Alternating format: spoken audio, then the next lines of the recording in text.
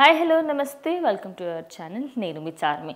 పిచ్చి ఉండాలి కానీ మరి పీక్ స్టేజ్లో ఉండకూడదు అంటారు కదా, దానికి నిదర్శనం వినాయక చవితి అని చెప్పొచ్చు. అదేదో హిందుత్వాన్ని తక్కువ అంచనా వేయాలని చాలామంది కావాలని, అది హిందువులే చేస్తున్న పని అనుకోవచ్చు.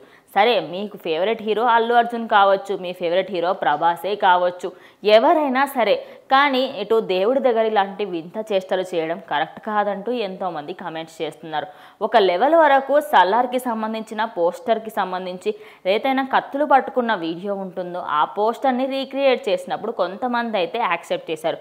కానీ పుష్ప పార్ట్ 2కి సంబంధించి ఇటు సాంగ్కి సంబంధించి అయితే ఆ సాంగ్ రిలీజ్ అయినప్పటిది ఆ సాంగ్లోని ఒక స్టెప్కి సంబంధించిన దాన్ని కూడా ఒక విధంగా చూసుకుంటే అటు అల్లు అర్జున్ అదేవిధంగా రష్మిక మందన చేసిన పుష్ప 2 సాంగ్కి సంబంధించి ఆ సాంగ్ని అయితే ఇలా వినాయక చవితికి సంబంధించి ఒక ఏరియాలో పెట్టడంతో ఇది ప్రజెంట్ సోషల్ మీడియాలో ఒక విధంగా వివాదాస్పదంగా మారింది అనుకోవచ్చు. అదేవిధంగా అందరూ కూడా దీన్ని తిట్టిపోస్తూ ఉన్నారు. నిజానికి అభిమానం ఉండాలే కానీ పిచ్చి పీక్స్కి వెళ్ళకూడదు అంటూ చాలామంది కమెంట్స్ చేస్తూ ఉన్నారు. ఇక దీనికి సంబంధించే కాకుండా ఇదొకటే కాకుండా ఇలాంటివి ఇంకా ఎన్నో దారుణాలు ఉన్నాయి. అటు శివునికి సంబంధించి అదేవిధంగా శివుడు ఒకవైపు ఉండి ఇటు కృష్ణుడు ఉంటే అలాంటివన్నీ చూడడానికి ఎంతైతే ముచ్చటగా ఉంటాయో ఇవన్నీ చూడడానికి అంత విసుగు వస్తుంది.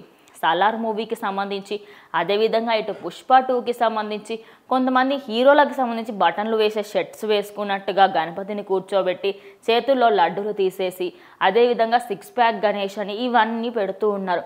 వినాయకుడిని ఎలా ఉన్నారో అలానే పూజించాలి, మనకు నచ్చినట్టు పూజిస్తే అది వినాయకుడు ఎవరు, మన చాదస్తం అవుతుంది తప్పించి ఇంకా ఏమీ అవ్వదు అంటూ చాలామంది అయితే నెటిజన్స్ కామెంట్స్ చేస్తున్నారు. కానీ దీన్ని మాత్రం ఎక్కువ మంది అయితే ట్రోల్ చేస్తున్నారు అనుకోవచ్చు. మరి దీనికి సంబంధించి పెట్టిన వాళ్ళపైన చర్యలు తీసుకోవాలని చాలామంది గవర్నమెంట్కి అయితే అప్పీల్ చేస్తున్నారు. మరి దీనిపైన మీ అభిప్రాయం ఏంటి? గవర్నమెంట్ ఇలాంటి వాటిపైన యాక్షన్ తీసుకోవాలని